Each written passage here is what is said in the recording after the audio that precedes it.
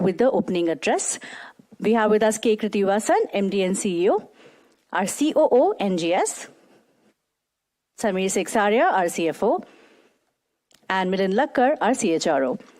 We start, as always, with the opening address by Mr. K. Krithivasan. Krithi, the floor is yours.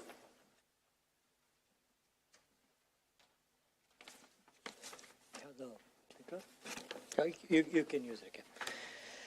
Thank you, Kritika. Good evening, everyone. This has been a quarter of strong deal wins and execution for us. Our revenues grew by 2.2% year-on-year and 1.1% quarter-on-quarter on a constant currency basis. On a year-on-year basis, our rupee revenue grew by 3.5% to reach 61,237 crores. Our continued focus on operational excellence helped us achieve an operating margin of 26%, representing a sequential expansion of 98 basis points over Q3. With this, our operating profit stands at rupees 15,918 crores. Our net margin for the quarter has come in at 20.3%, translating to 12,434 crores. Again, this is an expansion of 90 bips of net margin. Consequently, our EPS has reached 34.37 from 32.14 in Q3. Cash from operations stands at 12,480 crores, which is 100.4% of net profit. The new growth markets of India, Asia Pacific, Middle East and Africa and LATAM had a very strong growth, validating our approach of portfolio diversification. Especially our revenue from India grew by 37.9% year-on-year. Among the major markets, UK grew by 6.2% in spite of economic environment. North America degrew by 2.3% and Europe by 2%, reflecting the overall market uncertainties in major markets. Among the verticals, manufacturing continued to have a strong growth. Manufacturing grew by 9.7% and energy, resources and utilities grew by 7.3%. Our platform business also had a strong growth aided by recent wins. Banking, tech and services and CMI continued to have negative growth. Our customer metrics continue to improve. The number of customers from whom we make more than 100 million rose by 2 to 62 customers on a year-on-year basis. There has been strong customer movement across all other bands also. In addition, our customer base of million plus stands at 1,294, an increase of 53 over last year. Our deal wins were at an all-time high this quarter. Our order book closure for the quarter stands at $13.2 billion. This represents a year-on-year growth of 32%. Our order book for North America stood at $5.7 billion, BFSI at $4.1 billion, and consumer business at $1.6 billion. Our attrition has moderated to 12.5% and our headcount stands at 601,000 plus. On a full year basis, our revenue for FY24 stands at rupees 240,893 crores, representing a rupee growth of 6.8% and dollar growth of 4.1%. This amounts to 3.4% in constant currency. Our operating profit for the year is 59,311 crores at a full year operating margin of 24.6%. Our net profit for FY24 is rupees 46,585 crores at a net margin of 19.3% and a full year EPS of 127.74. Cash from operations stands at 46,932 crores, which is 102.2% of the net profit. For the full year, UK grew by a healthy 10.1%, while North America and Europe are flattish at minus 0.2% and positive 0.7%. Reflecting the strong growth throughout the year, India grew by 20%, LATAM by 12.4%, and Middle East and Africa by 14.5%. Among the verticals, banking degrew by 1%, consumer business grew by 1.8%, and manufacturing by 7.3%. In the same period, life sciences grew by 4.8% and ERU by 12.6%. In FY24, regional markets, which includes our platform business, had a strong growth of 19.8%. The board has proposed a final dividend of 28 rupees, amounting to about 10,130 crores. This is in line with our practice of returning 80 to 100% of free cash flow back to our shareholders. Subsequent to the launch of our AI.Cloud business unit, we are seeing an increased traction in the marketplace. We have won more than 200 engagements in AI so far this year. The number of engagements going into production is steadily increasing. Our AI and generative AI pipeline has doubled in the quarter to $900 million. Our investments on research and innovation continues. For the full year, we applied for 735 patents and were granted 1,041 patents. As you all know, our COO would be retiring next month after more than 40 years of dedicated service to TCS. Many generations of TCSers, including me, have been mentored by him. He has donned many roles simultaneously during his long career and has been a pillar of support for many of us. On behalf of all of us at TCS, I would like to thank NGS for his leadership, support, and mentoring over all these years. We wish him all the very best. With that, I hand it back to Kritika and we'll open up for questions. Thank you, Kritika. Thank you. We'll start with our question and answers. So let's start with Anisha Jain from ET Now.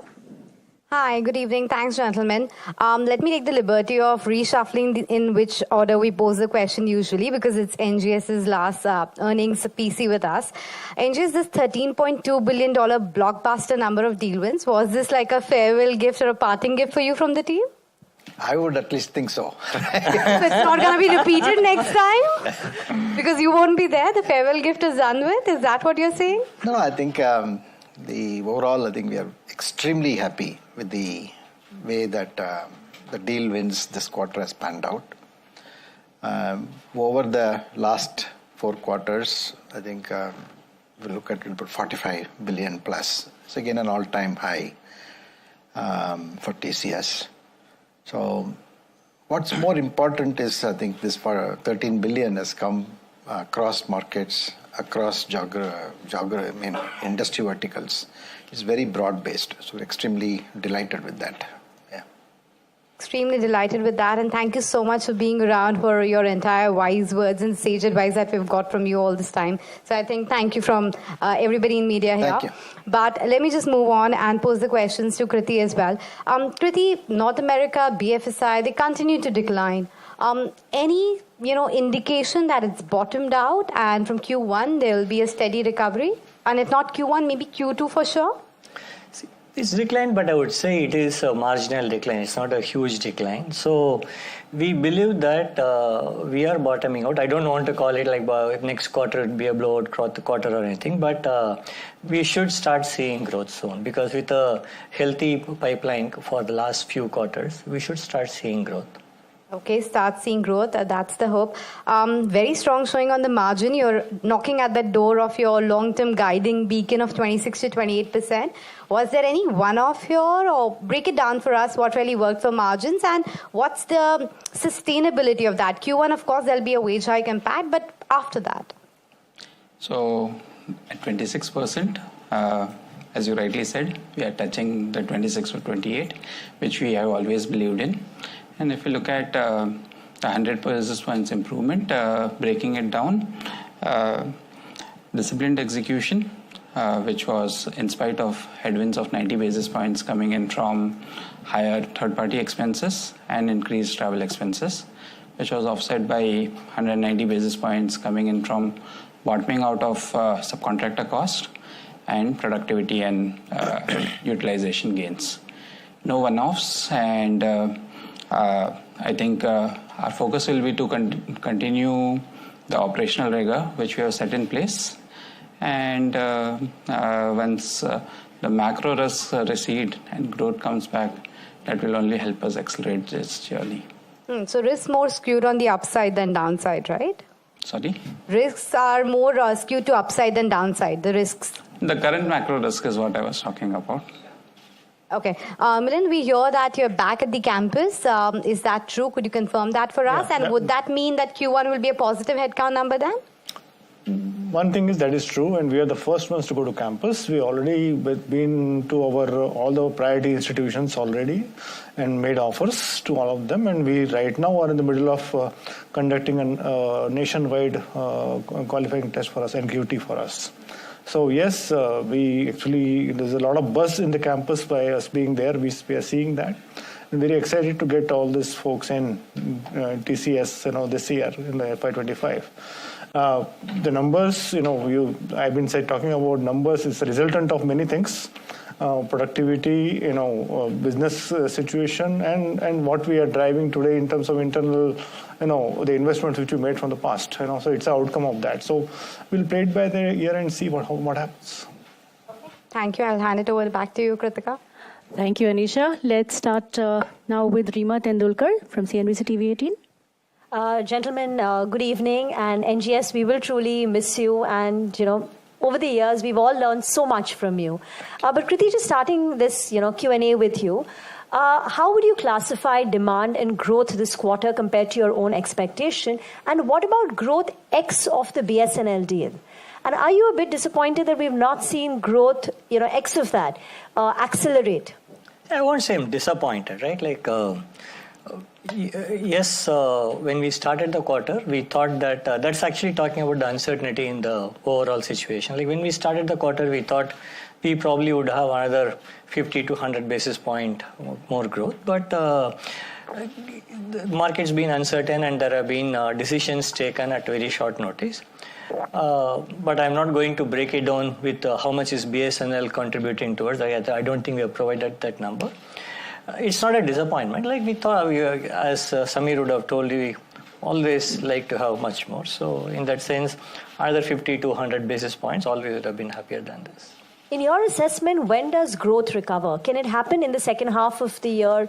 And NGS, on this deal win, is it possible to break it up in terms of what was the contribution from short cycle deals? Because Accenture is talking about a pullback in short cycle, discretionary kind of deal. So some color on the deal wins. It will be difficult to call Rimon when the growth would return. I don't want to hazard a guess. As I said, we've been actually now saying for second quarter, FY25, we expect this to be a better year than FY24. But to say that the growth would return in Q1 or Q2 would be calling it too soon. And just pure mathematically then, what will be the contribution of the recently won deals in FY24?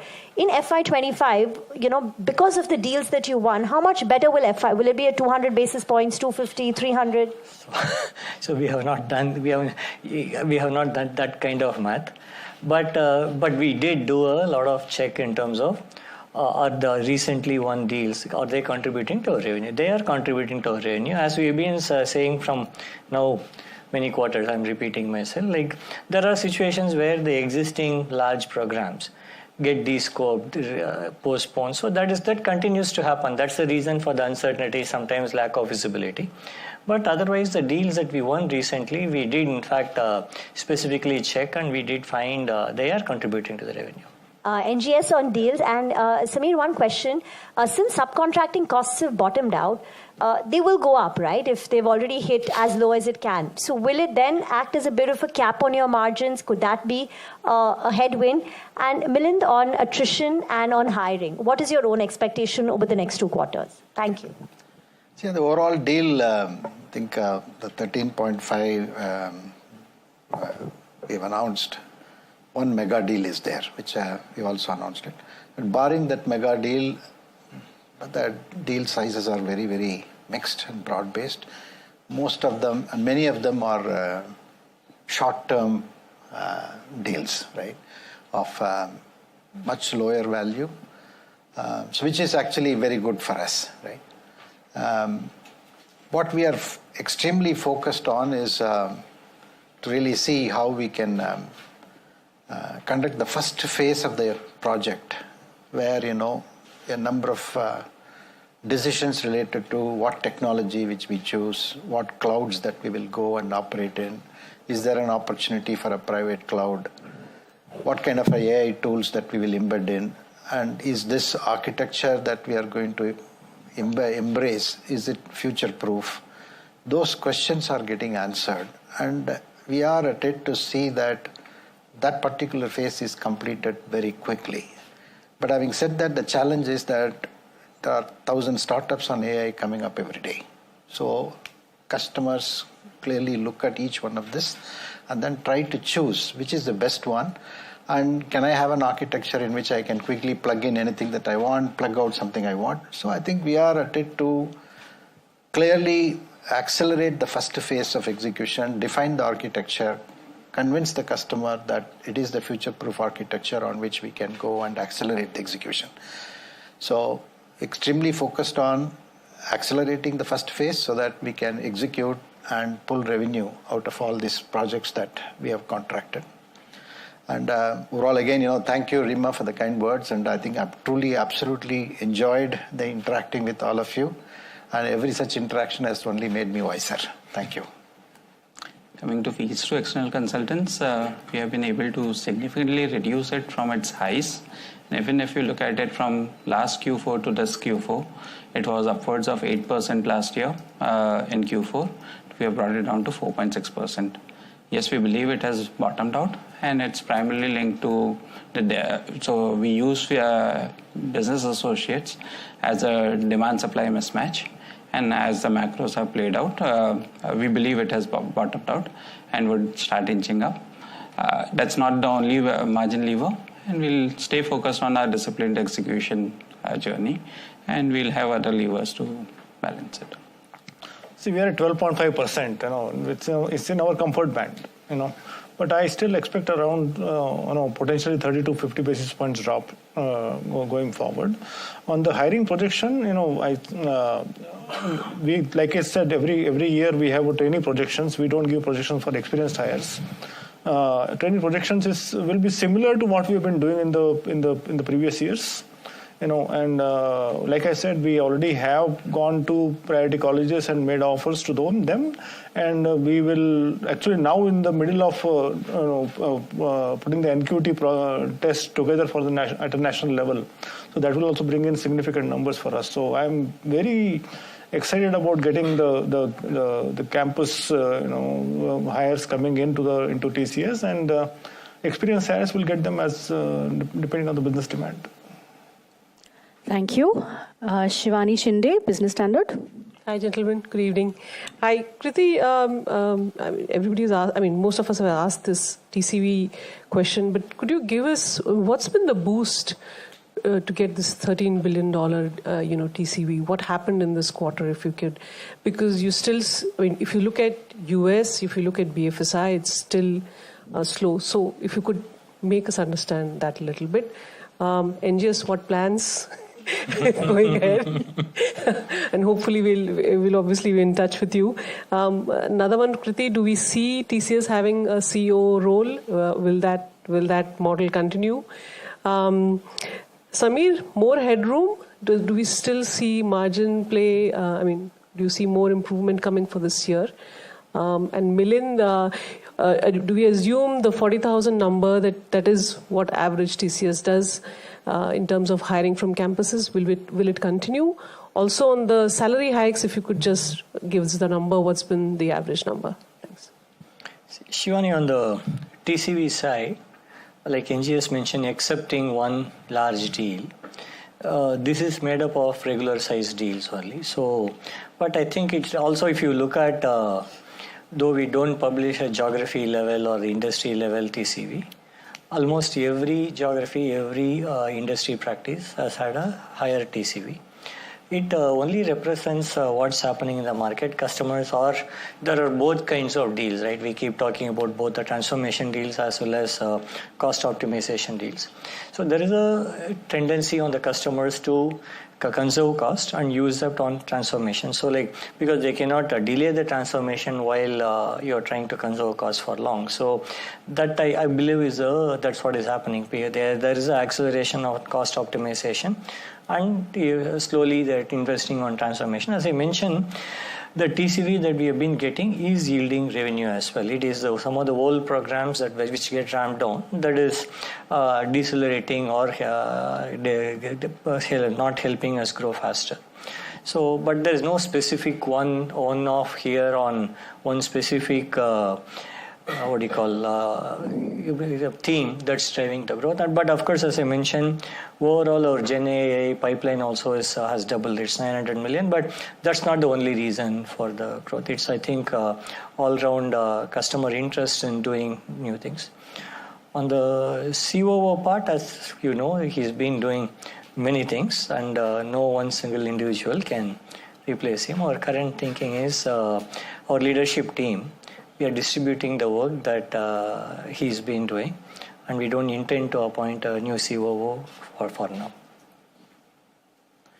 No, I think as far as the deals are concerned,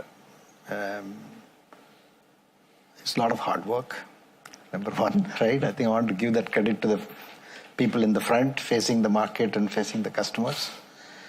And it's also demonstrate the superior value proposition and the, being with the customer in good times and bad times and listening to them. I think all that constitutes why we clocked 13.2 billion, of deals. As far as my plans, be the first one to chair TCS from outside. Yeah. So Shivani, on the headrooms, we'll always be happy with more. As we have said, we always believed 26 to 28 is where we need to operate in. If you look at where we are exiting right now at 26 is what we are very happy with. In the last 3 quarters, in each of the 3 quarters, we have been able to deliver sequentially almost 100 basis points in each of the quarters. So hope the journey continues. So we plan to get to that number, 40,000. We'll see how it goes, but that is the plan right now as we go. With respect to wage hikes, yes, I'm very, very pleased to announce wage hikes for everyone starting April. And the wage hike will range from 4.5 to 7% depending on the performance, and then top performers getting double-digit hikes. Thank you. Tushardeep Singh from NDTV Profit. Hi, gentlemen. First of all, how are you seeing the ramp up of deals happening in the US at this point of time? Is the conversion still taking time from the signing of a deal to actual implementation? What are the kind of deals that are coming in? Are you targeting larger deals spanned out over several years, or are discretionary deals trying to come back at this point of time? What are the client conversations like in that case? A second question will be, your client mix, you have 62 clients in the 100 million band, that's only 2 up year on year, 139 in the $50 million band. So are you trying to target, what will be the target where you get at the clients at this point of time? Okay. No, I think I would say that deal ramp-ups, as I explained, I think there are deals of all sizes. And we see several small deals which need to be executed, let's say within a year, constitutes a good chunk, right? But having said that, customers want to make sure that the technology choices that they are making is the right choice. Second is, AI is something willy-nilly embedded into this whole thing, and there are larger questions to be answered in terms of what is it that will I use LLM, will I not use LLM? If I use LLM, will I put it inside, will I put it outside? So they're all very million-dollar questions that, there are no silver bullets at this point in time. So it takes time to do this, and we have to keep our options open and convince the customers that they have the ability to keep changing it as things get clearer. And that's what we are focused on, and we are executing it. There are multiple things, and we're extremely proud of the fact that, for example, how do we embed an algorithm in a smart contract in a blockchain? We got a patent for that. So we are embedding some of those things into our solutions. Type of deals are, for example, how do you quickly and optimize on the fly do pricing of products and assortments in a retail segment, or how do we help aircraft maintenance engineers to do their job a lot more swiftly and predictably. So many such use cases have come, projects are getting executed. So as far as the ramp up of the deals are concerned, it is contingent on the fact that the first phase, how can I quickly do and then get on with it. But the non-discretionary ones, there are no issues. We go and take it. If especially on optimization projects that we are engaged with, whether it is from vendor consolidation or otherwise, we don't see a problem. We are able to ramp up to the pace at which the customer wants And the discretionary spend, these are all the situations.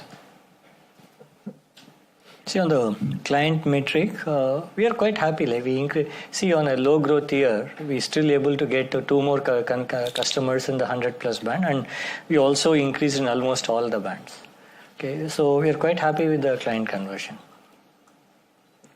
Thank you. Ashish from PTI. So this is a follow-up to your comment about short-term deals being good ones for the company. So in the pipeline which you see, has there been any change on what you are chasing more aggressively? Because the longer-term ones probably are not ramping up the way you would expect them to. And second, on the India business, how much more muscle left? Would you sort of see similar numbers from India going forward as well? This is BSNL or beyond BSNL as well? I think, we always said that, look, there is a good mix of size of the deals that are required, right? We need the mega deals, we need the larger deals, we need a good chunk of small, mid-sized deals, right? I think that trend is continuing, and we are happy with that deal mix that we are signing. And that's very, very broad-based across, if you take energy, resources, utilities, it's pretty much, on a strong growth wicket, right? That vertical is growing significantly for us. Consumer business, we have seen it, I think, turned around, and this quarter is much better than the last quarter. And banking, financial services, while it's a kind of a flattish, but we are happy with the engagements that we have, the kind of projects and discussions that we are having. About 4 billion plus worth of TCV in this out of the 13 billion is coming from BFSI. So we have no concerns per se with respect to the opportunities that we see in the market, whether it is on the cost optimization side or on the transformation program side. And we are engaging with each one of this, and we are converting those deals, right? So there is no dearth of opportunities per se. The execution, people are taking time to pace it out, especially on the non-discretionary front, as I explained, right? As far as India is concerned, we believe that India is on a significantly growth path. Several large opportunities are available. At the same time, it's a very, very difficult to win some of those things, because the kind of things that you need to bring them together, because large scale projects, it will be a huge SI driven project. Some will be your services, majority, some will be third party products, and the payment terms that, all of that we'll have to put together. But, I think, a BSNL type of large deals certainly are available in the market, and we always calibrated in terms of saying that which one that we want to participate, where we want to do it. And I think we have taken, if memory serves right, every year we do one of this, at least one of this. For example, Passport Seva, something that we took it up. And then Ministry of Company Affairs is something that we took it up. And it goes back to the times when National Stock Exchange came up, right? From there on, I think we've taken nation-building projects, as we call it. At least one, every 1 or 2 years that we take it and we strongly execute it.